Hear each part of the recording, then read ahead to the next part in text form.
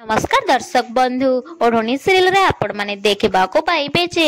ज्योति जिते तौक आसिक देखिए तो जलखिया गोटे प्लेट रे थुआ आउ से कहे कि वाओ केते बढ़िया जलखिया तैयारी आज एमती कहीकि से डाइनिंग रे बसी जी आउ कहे कि आज ए जलखिया मु मो प्रिय लड्डू ही आरंभ करी एमती कही सबुतिक जलखिया खाईदेवे यापर मानसी सब लुचि लुचि देखुथे तो मानसी घर लोक समस्त को आणिक डाकिक ठिया करदे यापर